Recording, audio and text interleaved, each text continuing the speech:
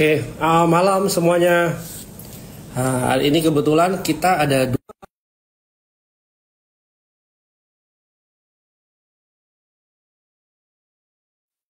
after kemarin kita udah nunggu yang paling terakhir kita nunggu kemarin kan cut rate ya. Nah sebelumnya ada election dari presiden US. Nah sekarang kita mau tahu nih kira-kira apa lagi yang bakal kita tunggu ke depannya. Malam Pak Farul, bro. Malam Bro Hans, gimana kabarnya? Nah kebetulan waktu lu lagi live sama gua hari ini pas market lagi merah nih. Ini sebenarnya asik nih. Kenapa asik? Jadi kalau merah kita kadang nggak ngerti arahnya mau ngapain. Paling gampang, gue lebih suka mengaca sama makro kita mau ngapain nih bro. Kalau semuanya kita lihat dari emiten doang, kadang-kadang emiten 800 atau 900 biji ini terlalu susah untuk kita pilih. Tapi kalau kita dari makro, Iya, ini terlalu susah. Kalau kayak gini kita lihat makronya. Ini jujur gua ini buangannya gara-gara Trump ini parahnya ini gua nggak expect separah ini. Tadinya gua pikir kok ya 75 cukup. Ternyata gawat bantingannya. Sampai bikin double top gitu. Indeks gawat juga nih ternyata. iya. Nah itu mungkin kita Donald Trump-nya ganas kok ternyata tadinya aku kirain ngasih tarif berapa lah 15%. Ternyata kagak. Flat buat negara lain 20% katanya. Terus kalau untuk China 50% kan pusing kepala kita tuh kalau kayak gitu tuh. Ini yang kita lihat orang jadi pada berhitung. Nah, ini yang kita lihat pada berhitung ulang. Oke. Nothing wrong sama Indonesia, tapi memang belajar dari apa yang kejadian di 2016 kalau ada Donald Trump. Donald Trump ini tipenya kayak gini nih. Kalau mau tahu Donald Trump, jangan lupa baca buku The Art of the Deal. Nah, itu tuh it tells siapa Trump itu, Bapak Ibu. It will tell us. Dan memang tipe Trump itu apa-apa itu dia gebrak meja dulu kok.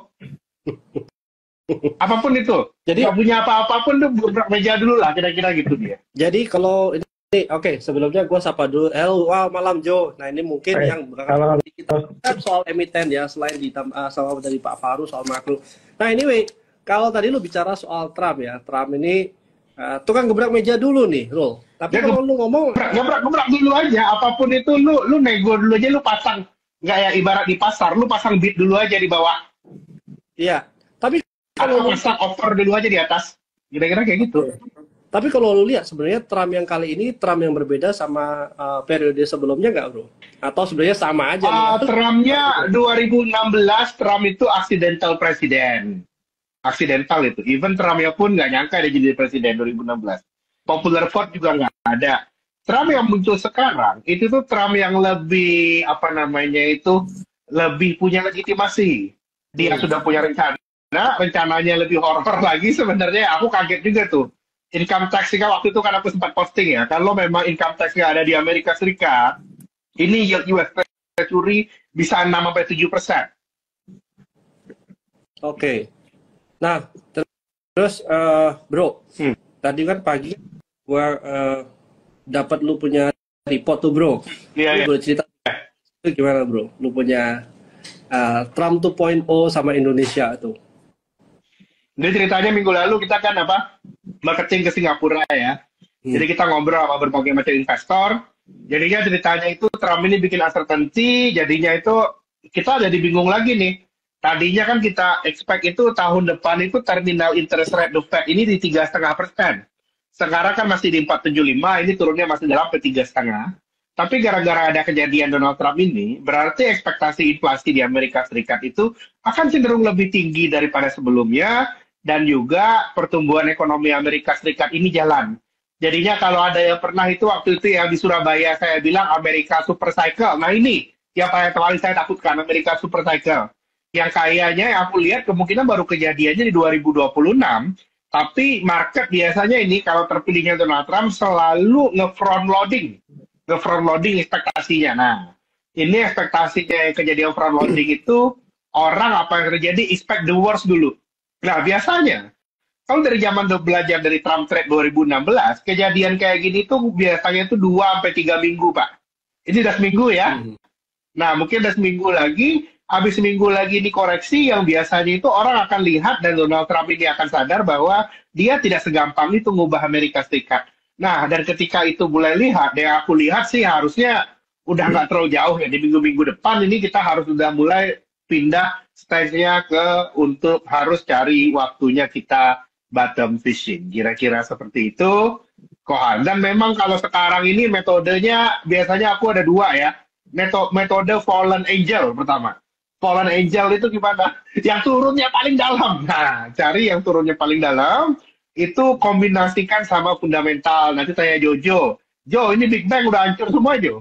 Itu BRI kayaknya gimana itu, Jo? BRI, Jo. Gue udah nggak bisa komentar lagi deh turunnya, Jo. Iya.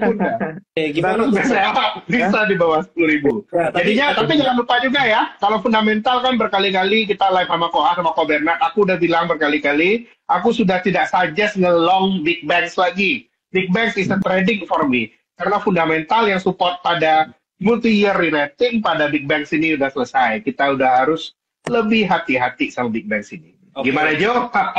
Yang analis silakan. Jojo tadi salah topik yang gue mau bahas adalah ini outflow-nya sampai kapan, bro? Tapi kan tadi lu bilang 2-3 minggu ya. Biasanya pelayanan 2 minggu sampai akhirnya ada ekspektasi yang benar. Ini orang meraba-raba ini US Treasury harusnya di berapa, dolar harusnya di berapa. Ini lagi ini.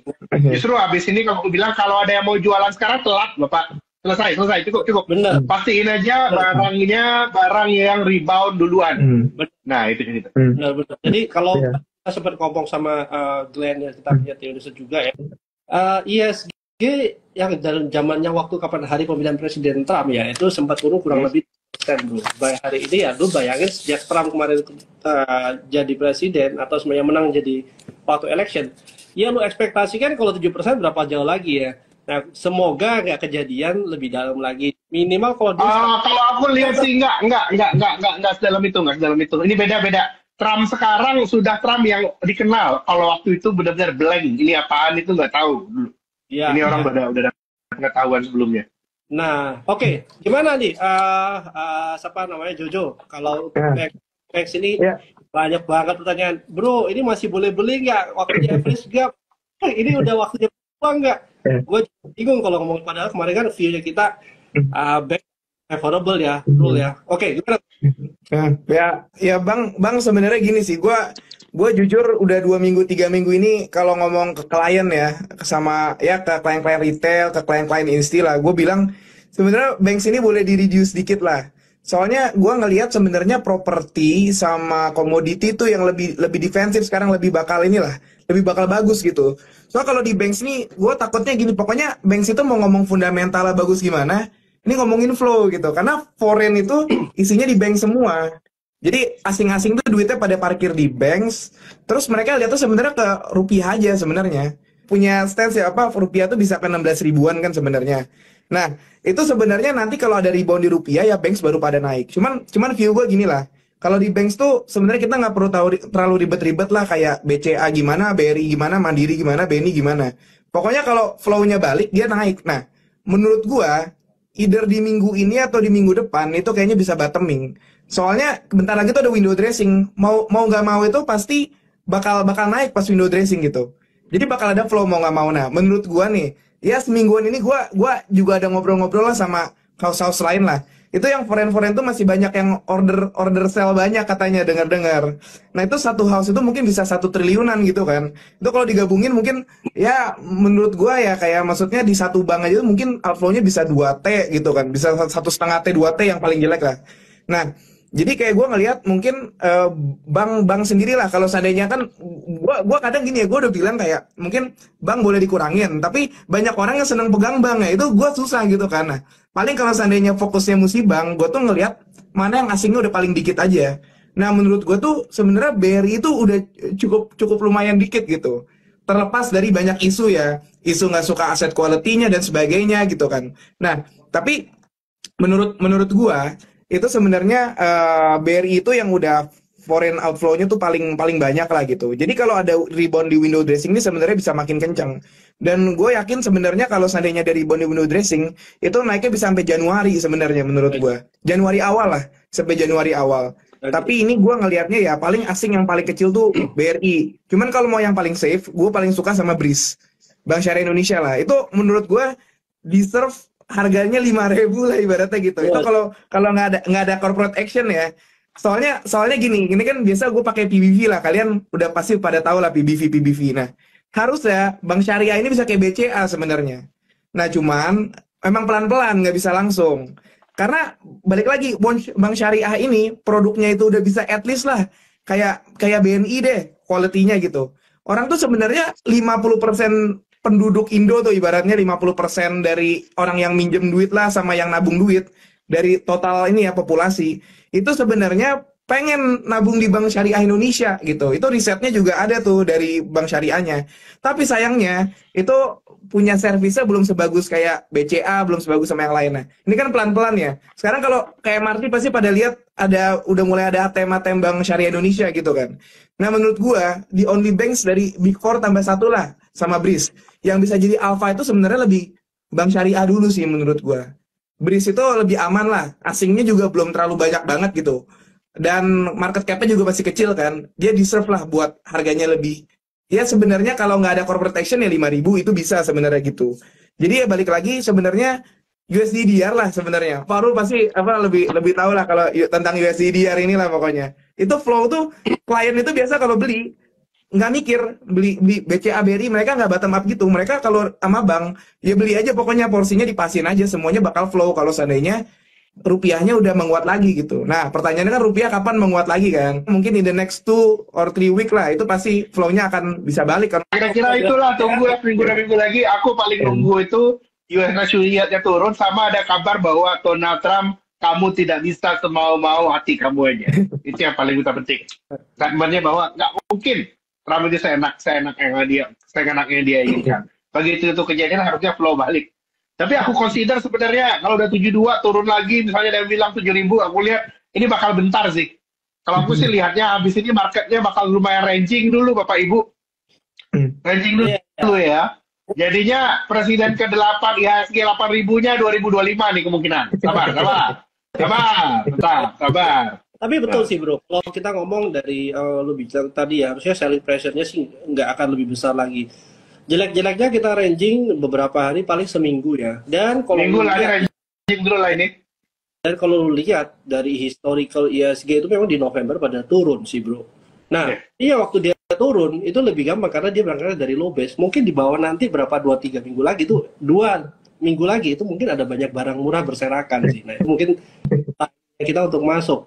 Tapi benar, sekarang kalau kita udah terlalu lambat untuk cut loss, sebenarnya lu jangan pernah cut loss. Lebih baik lu ada duit, lu masuk lagi daripada lu cut loss ketinggalan. Kalau aku lihatnya ini nggak cut loss sih, tetap habis ini akhir tahun sama awal tahun depan itu ada perbaikan ya harusnya. Aku sih lihat ini bukan waktunya buat cut loss no. Ya, oke. Nah, terus kalau kita ngomong soal USDDR tadi lu sempat singgung bro. Kira-kira ideal USDDR ini di level berapa sih bro? Aku sih lihatnya harusnya fair value kita 15.800 sampai 16.000. Anything di bawah 15.700 itu nggak kuat lama-lama Pak. Kayak kemarin ya dibawa ke 15.000 mentalnya cepat. Nah, iya. Dan itu pas ya bro di 15.830 itu kena sih bro. Dan itu menguat itu. Tapi memang ya aku lihat sekitar segitulah pada dasarnya. Jadi memang kita harus ada beberapa hal yang mulai realistis nih. Tapi memang kalau aku lihatnya kayaknya kalau formasinya kayak sekarang ya kok ya, aku lihatnya baru bisa market itu naiknya mungkin Desember Januari kayaknya nih.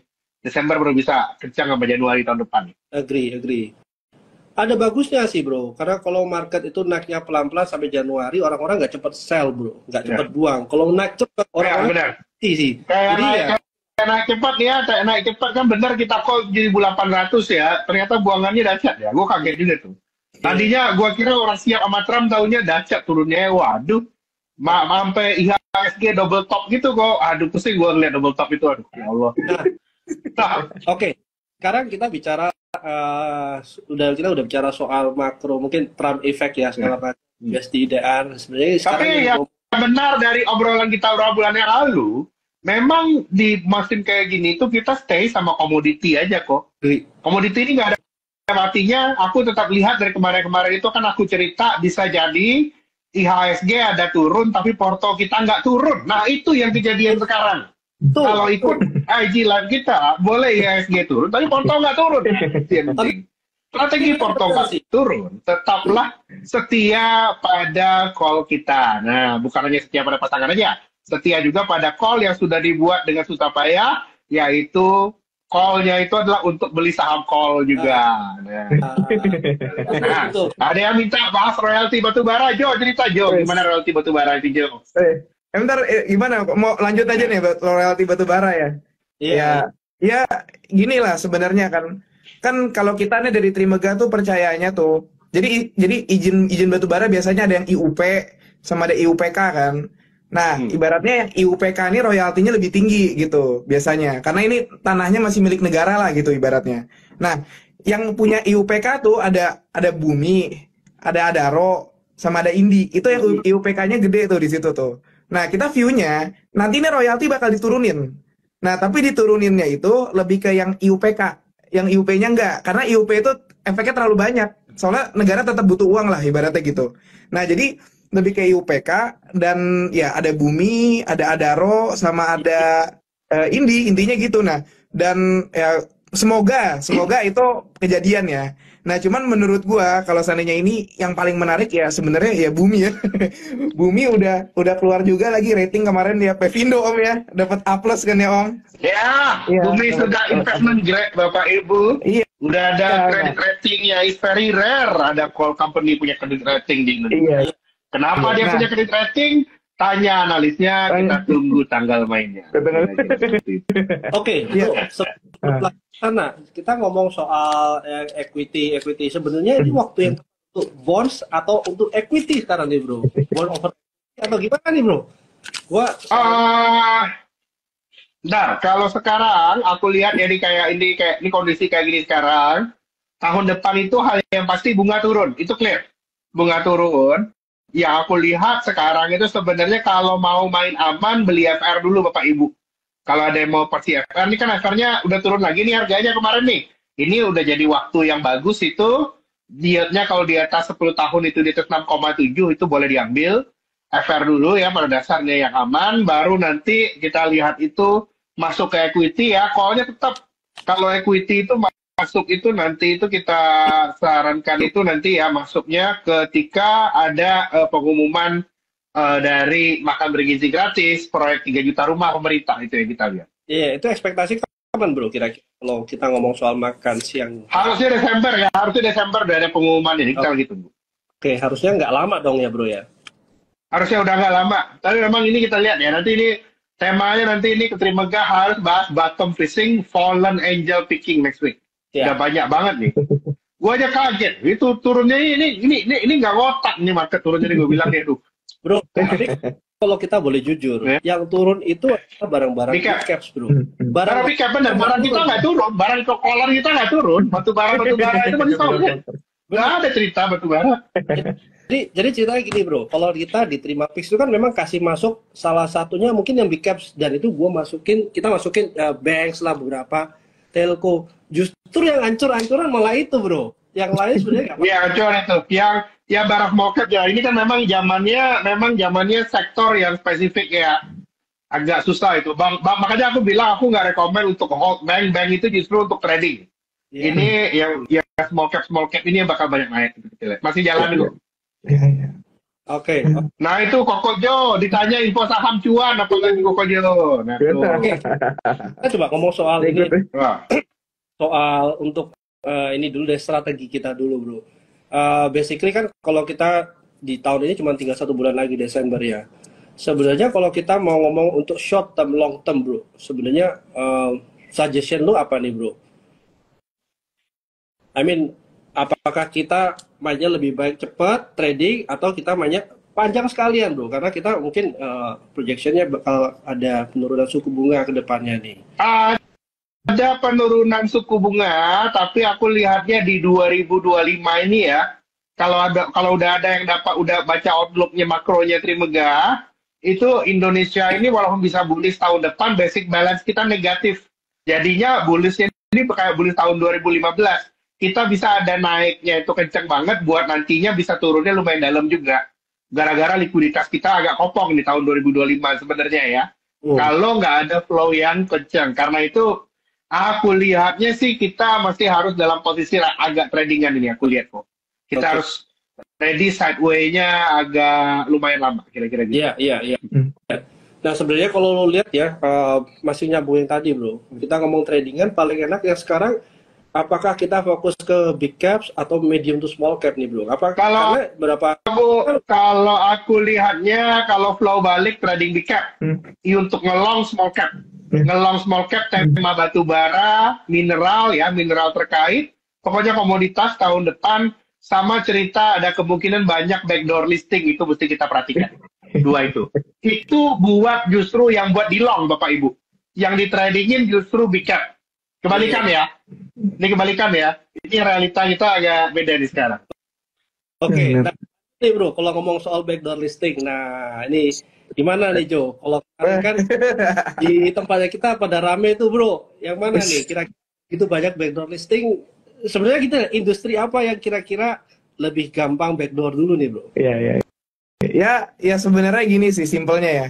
Kalau kita lihat kan sebenarnya kan China lagi di pressure ya, itu kayak mobil-mobilnya tuh kalau ekspor ke US dikenain tarif. Even yang di Meksiko juga tuh China udah bangun pabrik banyak, terus mau dikenain tarif juga ujung-ujungnya, jadi udah lebih canggih sebenarnya di US nah kan. Nah jadi sebenarnya ya balik lagi kita bakal banyak kena FDI sebenarnya dari China ya, karena China balik lagi sebenarnya butuh buat buang barang ya sebenarnya, ibaratnya gitu, butuh buat kayak ya maksudnya investasi di sini karena di sini konsumsinya cukup tinggi juga gitu kan. Nah paling banyak sih harusnya yang kayak smelteran gitu, yang metal-metalan, nikel-nikelan itu pasti backdooran banyak banget. Terus juga paling batu bara juga some of ada juga gitu ya. Coking coal gitu kan, coking coal juga dibutuhin tuh buat bikin steelnya, buat bikin nikel apa metal-metalannya itu kan biasa pakai coking coal juga kan, sama stainless steel lah gitu. Nah sebenarnya kan kalau kemarin yang paling santer kan itu ya apa, katanya CNGR kan mau apa namanya backdoor kan, anak usahanya tuh yang backdoor tuh, katanya mau bikin project berapa 158 triliun kan nominalnya tuh, cuma sama lagi di suspend ya, kayaknya kita nggak bisa beli tuh. PHCK ya Pak. PHCK. Bisa beli warannya sih sebenarnya sih. Itu kalau hitung-hitungan kita sebenarnya wah kemarin berapa ya? Mungkin kurang lebih lah. Sebenarnya warannya aja tuh masih bisa naik jauh banget gila kalau 158 triliun gitu kan. Itu bayangin aja bisa berapa gitu. Mau konservatif lah, mau di 5 triliun, 10 triliun market cap itu masih gila banget gitu. Makanya kalau kita lihat beatnya sampai banyak banget ya. Ya, tapi memang benar sih, harapannya kan kalau semuanya kemarin yang IPO yang nggak begitu berkualitas, itu sekarang dari bursa itu batasin bro. Makanya kenapa kok ada backdoor listingan lumayan banyak ya. Tapi gue berharap satu barang backdoor listingan kita yang belum pernah lu sebut nih bro. Yang lumayan banyak ya, tapi dulu deh, belum ada apa-apa. Oke, nanti kita bicara. Nah, oke. Sekarang tadi ada tanya soal oil nih, bro. Kira-kira soal oil gimana nih, bro? Kalau harga oil kayaknya habis Donald Trump ini naiknya udah nggak bisa banyak Pak, udah selesai ini ya. Cerita story oil, I do think it's already overdone ya. Aku batu bara masih lebih confident instead of oil. Oke, jadi kalau kita ngomong oil, mungkin slow down dulu ya bro, bahkan nggak kemana-mana ya. Apalagi slow down dulu. Trump ini kan nggak pro ke war juga, jadi harusnya dia bisa aja naikin production. Produksi minyak naiknya banyak, itu yang kita lihat. Aku lihat ini aku lebih pro sama batu bara instead of oil ini going into 2025. Kenapa batu bara? Karena batu bara ini kalau dibandingkan oil ya pada dasarnya demand-nya terkait dari Asia, di India ini masih cenderung kebutuhan energinya tinggi. Mau China melambat atau lain-lain, orang pasti bakalan balik lagi ke batu bara. Oke. How about CPO bro? CPO juga break ke atas juga terus ya bro ya? Break ke atas ya masih oke lah, ini CPO pada dasarnya yang paling tricky itu nanti kapan levy CPO-nya balik lagi aja, itu yang paling aku takutin tahun depan sih. Kalau levy CPO-nya naik lagi ya bisa nyusap lagi itu. Tapi so far so good di sekarang CPO. Bro, tapi kalau kita ngomong soal oil CPO ini bukannya sebenarnya dia ke structural ya bro, walaupun dia sekarang dia naikin langsung kapasitas produksi kan nggak langsung seperti batu bara lu keruk terus lu bisa jualan bro. Nah sebenarnya kayak isu untuk kayak isu seperti yang structural shortage ini sebenarnya jadi isu ke depannya nggak sih bro? Atau bisa jadi Mau Struktural nih, struktural pada dasarnya. Jadi kita ya supply CPO, supply palm oil kita pasti turun itu ke depannya. Pasti turun karena udah nggak ada penanaman lagi kan. Jadi ya sebenarnya udah lebih pede sih untuk harga CPO ya. Walaupun kalau mau naik lagi, aku lebih lihat nggak bisa turun daripada naik ya. Itu. iya, oke. Nah, kita bicara soal emiten-emiten dulu nih. Gimana Koko? Jo, Weh, di ada TOTL. tuh. Tadi tadi ngomongin ini dulu apa? CPO kita tuh paling suka sebenarnya tadi TAPG lah sama DSNG tuh kita Tadi, paling tadi, suka. tadi. Itu CPO paling produktif lah pokoknya kalau beli CPO ya yang itu. Kecuali kalau yang lain ada yang naik itu berarti ya memang ini aja udah kemurahan aja tapi kita on the long term kita paling suka tuh sama DSNG sama TAPG aja tuh. Oh, Nah, terus tadi ada yang ngomongin TOTL nih. TOTL ini sebenarnya ya kontraknya masih banyak nih kata analis construction kita nih. Apa katanya kontrak masih banyak dan TOTL ini nggak ada masalah sama utang-utangan kayak Adikarya dan yang apa WSKT, Wika gitu kan. Kalau yang BUMN ini agak masih ada problem ya. Cuman yang TOTL ini sebenarnya lebih bagus kan premium. Terus juga katanya tuh banyak project-project data center. Data center ini yang bangun ya. Bukan yang bikin data center tapi yang ngebangun gedung-gedung data centernya. Nah, terus mau bicara tentang data center juga, tadi kan kita ada ngomongin call-callan gitu kan, sama oil gitu ya. Nah, menurut gue ini data center ini kan butuh call banyak juga tuh, apa? Ke AI-an kan ibaratnya AI-an, data Pasti center semua, nggak ya mungkin kan? nggak. AI adalah Call-callan. future of Ya, all. sebenarnya kesimpulannya ini sih, ngomongin call-callan lagi, ke emiten lagi, ya kita cari nih yang pertama, udah call, udah Bumi kan. Terus kita ngomong lagi ada IUPK juga, Bumi juga udah menarik lagi di situ. Terus kita mau ngomong apa? Return earning-nya katanya mau di reset kan, mau dijadiin nol lagi tuh. Terus nanti ke depannya bisa bagi dividen. Itu udah nunjukin banget bahwa ini company ini mau dibikin company yang profitable sebenarnya kan. Jadi ya maksudnya mau gimana lagi? Di rating lagi sama Pevindo sekarang. Belum pernah di rating. Sekarang di rating jadi A+.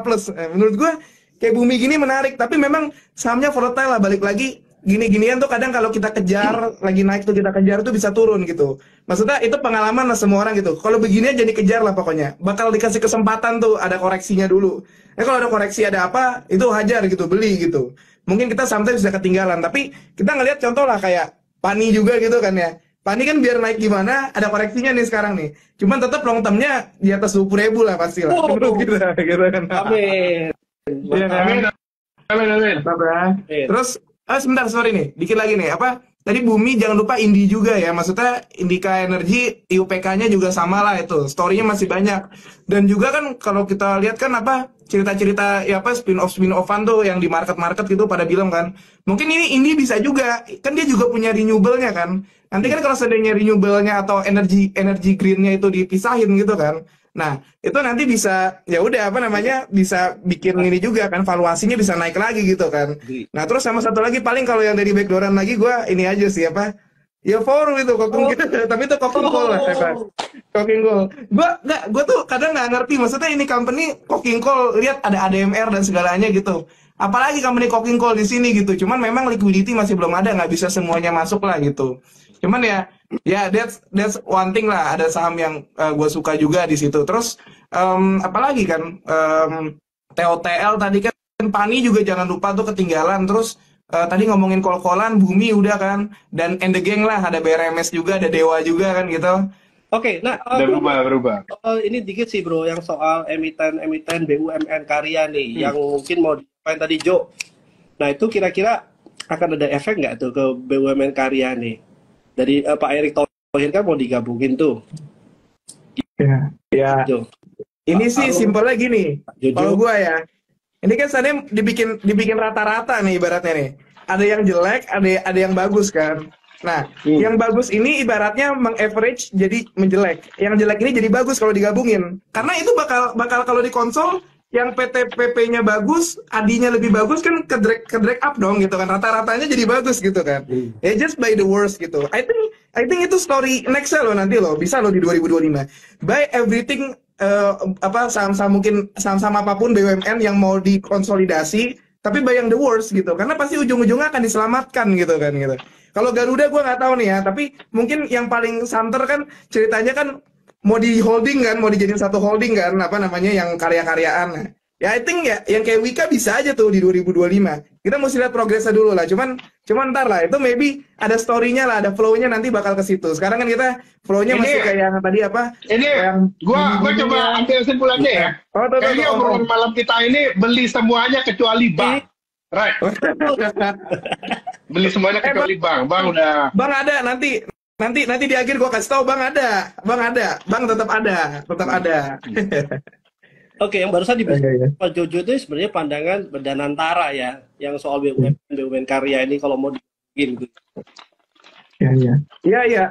Maksudnya kalau Danantara memang itu kan sebenarnya buat flow asing aja. Maksudnya flow asing jadi masuk. Cuman nanti kan maksudnya dari story Danantara ini kita nggak tahu nih kalau seandainya nanti ada program dari Pak Erick Thohirnya ngegabungin itu yang karyanya jadi satu biar nge-solve yang gagal bayar kan sebenarnya. Jadi kayak ya Wika gitu kan bisa diberesin. Mungkin Krakatau Steel kita nggak tahu ya ada story gimana nanti ya ke depannya gitu kan ya. We don't know gitu loh ya. But I think maksudnya itu for story 2025 lah I think. Sisanya sih udah sih apa yang bagus membantu yang baik gitu. Bank juga maksudnya gue bukannya mau bearish banks tapi maksudnya bank-bank BUMN ini kita mesti agak aware dikit lah maksudnya karena mesti agak hati-hati lah karena kan yang paling gampang pemerintah kalau pengen nyuruh funding atau apa ya pakai BUMN aja kan sebenarnya gitu.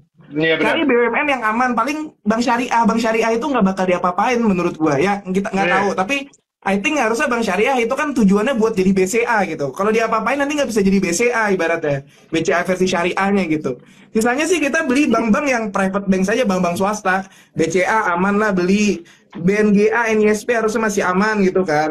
Cuman kalau BBKP. Nah terus sama mungkin ini kali gue nih gini nih, kalau di bank menurut gua bank itu belinya bank-bank yang mau ada story corporate action dan menurut gua yang bakal ada story corporate action itu di bank-bank yang kecil di mini banks. Jadi di KBMI 3 ke bawah. Iya. Tapi yang harus diperhatiin gini juga sih bro. Sebenarnya kalau untuk grup-grupnya Panen ini kan sebenarnya dari dulu isunya mau dijual ya. Karena ownernya juga sebenarnya makin tahun tiap tahun tambah tua juga ya bro. Jadi kalau saat dijual kan juga. Kita nggak tahu kapan ya. Apa? Ya, kita bukan mikir yang gimana-gimana, cuma maksudnya ya apa namanya tetap harus realistis dan ya, maksudnya dalam realistis ini kan biar bisnis tetap continue itu harus gimana gitu kan. Ya continue dijual bisa aja kan. Dan apalagi 2 kali PBV kapan lagi gitu kan ada yang mau beli gitu. Nah, yang premium gitu kan. Karena Pak Bank DBS juga mau ambil. Oke, anyway sekarang ceritanya anyway poinnya adalah ada yang mau acquire kan. Setiap kali acquire tarik momentum untuk naik gitu. Wah, nggak kerasa ya, cepet juga ya. Seru, nggak kerasa, seru banget. Oke, jadi mungkin kalau kita ini supaya nggak terlalu panjang kali ya bro ya, summary ini juga padat banget kalau bicara sama Farul sama lu, pokoknya udah dapat semua poinnya ya. Nah, kalau kita ngomong overall, kita masih nunggu 2025 mungkin lebih masih ada cerita menarik juga ya. Yang mungkin tadi yang kita ngomong BUMN karya, terus kalau bicara soal komoditi, harusnya komoditi itu lebih masih punya momentum yang bagus daripada kita holding bank ya. Kecuali kalau kita masih punya bank dan kita mau main agak panjang, sekarang udah too late untuk cut. Better kita hold or kalau mau average waktu dia ada reversal. Nah anyway, mungkin yang terakhir kali ya bro, kita kalau ngomong Desember biasanya kan ada tuh Santa Claus Rally lah atau window dressing. What do you guys think soal ini? I do think this year kita bakalan punya Santa Claus Rally. 2 tahun terakhir nggak ada. This year itu bakalan ada. Yang itu kenapa? Satu karena valuasi dari awal ini tarikannya dari November ini udah rendah. Yang kedua bakal ada perubahan dari ekspektasi Trump yang jelek banget jadi biasa aja. Ini bakalan jadi momen dari window dressing ya. Yang gue lihat sih harusnya kita harus mulai ready di second week of December ya. Iya. Oke, kita lihat. Nah, untuk Jojo gimana Jo? Ada pertanyaan ketinggalan PTRO tolong gimana apa? nih? Sorry apa? PTRO. Oh, PTRO. Stock split. Oh, benar. Oke. Sebelum tadi gue simpulin gini, PTRO dikit aja lah. Itu dapat pinjaman dari BCA kurang lebih 5 triliun. Memang fasilitas sih. Terus ada BNI kurang lebih 3 triliun kan. Itu digabungin bunganya aja 400M lah kurang lebih kalau 8%. Itu belum nutup itu net profit. Net profitnya belum nutup pasti BCA BNI kasih pinjaman, terutama BCA ya, kasih pinjaman dia tahu ada project yang lebih gede lagi ke depannya gitu. Jadi pasti apa namanya menurut gua it's gonna be big lah. Dan apalagi mau stock split kan. Apa mereka mesti stock split gitu kan. Itu kan pasti tujuannya biar digulung lagi, naik lagi. Terus habis itu nanti right issue lagi gitu. Karena mereka bakal banyak butuh funding. Kontrak-kontrak project itu kayaknya banyak banget gitu. Dan anyway ya tadi, oke, ini kan tadi kan yang PTRO-nya nih. Cuman menurut gua gini sih. Kohans juga pasti suka liatin, Om Farul juga pasti suka liatin. Itu kalau seandainya November seasonality kan memang merah gitu kan. Yeah. Tapi merah ini kita harus cari nih yang big caps itulah. Itu kita harus beli di saat harganya paling rendah. Itu pasti Desember menurut gua ada window dressing, ada Santa Claus rally, window dressing, anything gitu. Pasti flow-nya ada pembalikan flow gitu. Dan sampai Januari menurut gua lah, Januari awal gitu. Jadi menurut gua ini kita bisa enjoy lah sama yang Bumi lah, sama BRMS gitu-gitu. Pokoknya yang saham-saham apa backdooran gitu. Backdooran beda lah. Backdooran nggak apa namanya nggak ngaruh lah sama ini. Cuman yang kayak Bumi tadi terus ngomongin Petro dan lain-lain. Nah, menurut gua ini nanti kita enjoy the moment dulu nih. Tapi after that, kita akan lihat mungkin akan ada flow ke big caps nih sebentar lagi gitu. Karena flow-nya ini ya balik lagi udah kemurahan. Desember pasti naik gitu, kemungkinan. Karena ada window dressing gitu. Dan akhirnya nanti sampai Januari gitu. Dan ya udah, kalau seandainya begitu sebenarnya nggak usah dipusingin ya. Kalau mau banks ya beli big banks gitu. Tapi it's for a trading gitu, balik lagi. Kalau banks itu for a trading. Sisanya kita fokus kalau buat lebih long term-nya, komod pokoknya. Komod itu harus ada dan properti menurut gua. Karena di properti ini, gue balik lagi simpelnya gini sih. Kita ada Kementerian Perumahan gitu loh ibaratnya. Ada ini sebagai apa ya, strategik lah gitu ibaratnya. Dan kalau seandainya ada orang yang bully semen, kita nggak bully semen karena rumah itu kosnya semen gitu. Salah satunya ya nggak mungkin semennya dibikin bagus gitu. Yang dibikin bagus ya pasti yang rumahnya ini gitu. Nah, I think gitu. Terus ya balik lagi project-project ke depannya. Kalau udah ngomongin properti, di properti walaupun yang daerahnya agak terpencil, itu kan harus dibuat lagi kan kayak infrastrukturnya yang bagus gimana. Nah, kemungkinan ya udah balik lagi kan kita nggak mungkin belinya yang karya-karyaan nih. Karya-karyaan tadi ceritanya beda nih. Ya TOTL lah ibaratnya. TOTL itu swastanya. Jadi kita fokus ke yang swasta. Karena kan yang BUMN itu sebenarnya kita nggak tahu pemerintah punya mandat apa buat ngebantu kan ibaratnya gitu kan. Kalau yang swasta ini kan independen, dia cari untung tetap. Jadi kita fokus cari yang swasta lah sebenarnya gitu. Terus mungkin yang bakal diuntungin dari pemerintah mungkin ya yang Bumi dan lain-lain gitu kan, kol-kolan.